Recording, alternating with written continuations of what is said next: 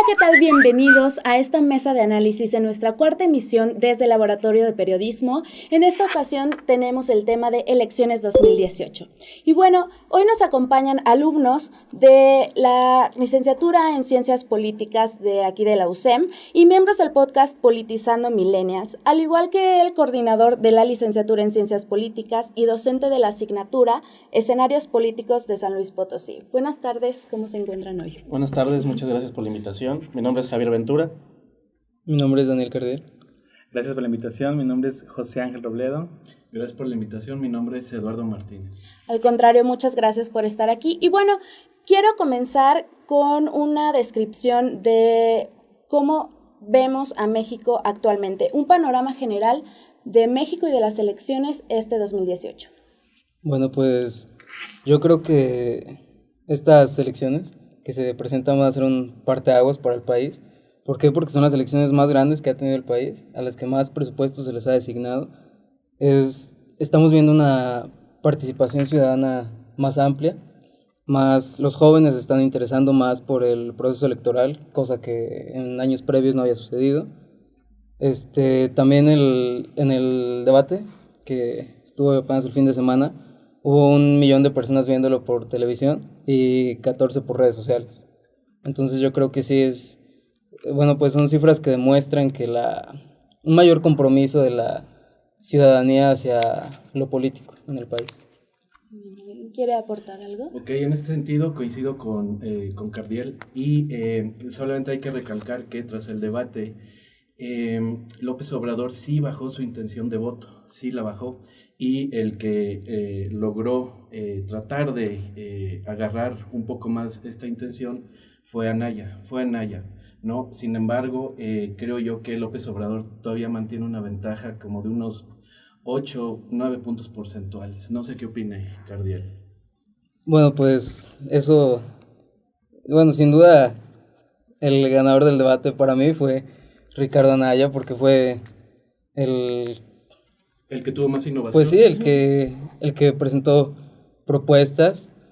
El economista, después del debate, lo posiciona como ganador. López Dóriga, el financiero, lo posicionan como ganador. Y, por ejemplo, comparándolo con Andrés Manuel, pues Andrés Manuel no hizo más que sobrellevar el debate, no contestó cosas que se le preguntaron, no propuso nada.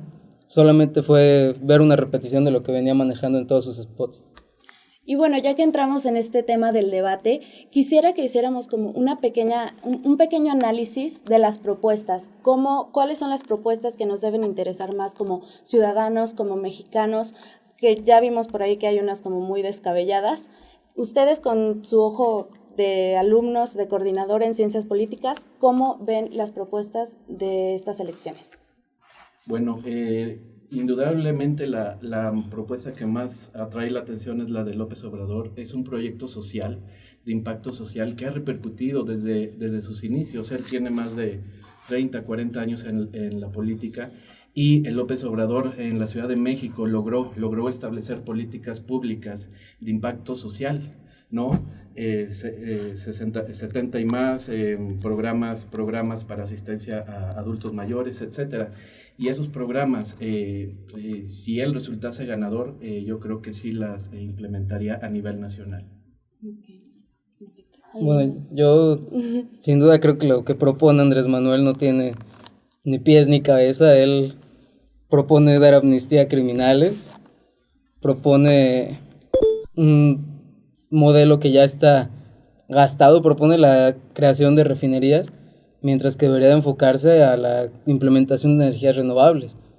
Mientras que Ricardo Anaya sí plantea propuestas sólidas, con fundamento, que no puede hacer Ricardo Anaya. Por ejemplo, Andrés Manuel, en el artículo 74 de su proyecto de nación, propone que sea el presidente quien designe al fiscal, mientras que Ricardo Anaya propone una reforma al artículo 102 de la Constitución para que el fiscal pueda ser autónomo y no responda a las órdenes del presidente. Muy bien, ¿y qué me dicen, por ejemplo, de los candidatos independientes? ¿Qué piensan ustedes sobre ello? Yo creo que sin duda acuerdo con muchos de los puntos aquí de mis compañeros, pero los candidatos independientes vienen a abrir más competencia electoral, muy interesante. También interesante recalcar lo que el INE ha estado haciendo en cuestiones de legitimarse estos nuevos procesos de debate que vimos y que sin duda tratan de generar un poquito más de dinamismo y de participación. Se me hace muy interesante que se abran las candidaturas independientes. No concuerdo mucho con los perfiles que están ahorita, pero es bueno, es buen inicio, buen cambio democrático. Bueno, y hasta, perdón que sí llegué a interrumpir, hasta preocupante podría llegar a ser que vemos al INE como institución electoral que trata de legitimarse, como comentabas, José, dándole la candidatura a dos, valga la redundancia, a dos candidatos que hubo, no sé, irregularidades al momento de obtener sus firmas para poder obtener su candidatura. Entonces, ahí también vemos un punto como preocupante del INE como institución al darle candidatura a dos personas que ni completaron sus firmas y hubo irregularidades en el proceso, ¿no? Ha habido spots en más de 3.000 estaciones de radio y televisión a nivel nacional. Y no es solamente eso, vemos que hoy en día tenemos un impacto inmediato por parte de las redes sociales. ¿Cómo han influido las redes sociales de manera negativa o de manera positiva en nuestra opinión, incluso en nuestro voto? Pues bueno, ya lo comentaba hace un momento Cardiel acerca de el porcentaje, la cantidad de personas que estuvieron al pendiente del debate, ¿no? Ahora hay que tener en cuenta que no hay que quedarnos solamente con lo que se dice en el debate, porque si en el debate hubo muchos ataques y muy pocas propuestas, también hay que generar una opinión más informada, o sea, informarse acerca de las propuestas que no nos pudieron dar los candidatos en el debate y no quedarnos con el discurso del candidato en sí, informarnos un poco más. Sí, y en cuestiones de impacto, también habríamos que señalar que cómo medimos el impacto en el voto, ese no se puede medir ahorita, se medirá hasta que lleguen las elecciones y poder decir, este fue el impacto que generaron las redes sociales, en ese sentido. El impacto en participación política, pues pueden ser muchos, pueden ser desde movimientos, desde hashtag, desde cosas que vayan generando este dinamismo de participación y no limitarla solo al voto, pero sí habría que medir qué nivel de participación cuenta la influencia de las redes sociales y qué impacto genera a la hora de votar. Sí. Que eso sería interesante analizarlo. Y bueno, ahorita vemos de entrada que fueron más de 11 millones en redes sociales, lo cual es muy interesante. Creo que abre esta brecha que la red social sea un poco más como herramienta a la hora de participar en la política. Es algo claro y es algo a lo que nos enfrentamos todos los días. Estamos expuestos a las redes sociales todos los días, todo el día. Y bueno, en mi opinión muy personal, como decían por acá, no hay que dejarnos llevar por solo una figura pública, por una opinión. Hay que informarnos, hay que seguir leyendo, hay que buscar fuentes fidedignas, porque muchas veces nos dejamos llevar solamente por lo que vemos en Facebook, por lo que vemos en Twitter. Y muchas veces esas personas ni siquiera están informadas. Entonces yo los invito, sé que ustedes también, a buscar pues sí, fuentes confiables, ¿no? Cabe, nada más un pequeño comentario, cabe agregar que las redes sociales, como dice Ángel, tienen un gran impacto, un gran impacto en la sociedad, y esto se vio reflejado ya hace más de una década en Egipto, con la primavera la primavera árabe. La primavera árabe, ¿no? En donde derrocaron no solamente a un presidente, sino a varios presidentes de las naciones, gracias a las redes sociales. Sí, de mucha importancia. Y importancia también, criticar la información. Hace poco escuchaba hablar de un joven que decía, infórmense, pero él decía que creaba esta información. Entonces, ¿qué tanto nos estamos informando o no en redes sociales? Y en esta libertad de expresión que tenemos, sí hay que tener mucho cuidado también.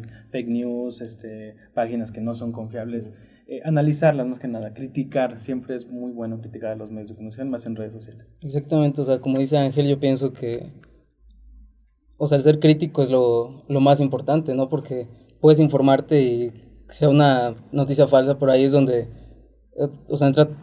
entras tú para decir, o sea, qué tan viable es lo que está proponiendo tal o cual candidato, ¿no? O sea, es realizable lo que se propone y cuál es el impacto que puede generar. Sí, claro, y sobre todo por lo ya mencionado, estamos expuestos a esto todo el tiempo.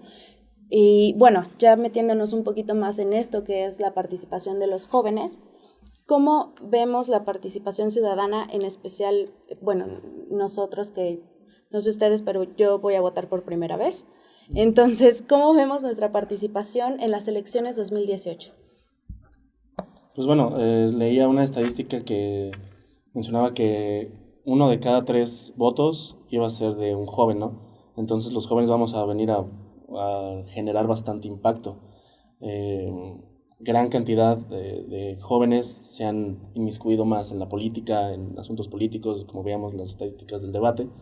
Ahora bien, hay que pues generar un impacto, pero que sea informado, no más racional, concientizado, no solamente dejarnos guiar por lo que ya comentaba del discurso. No sé.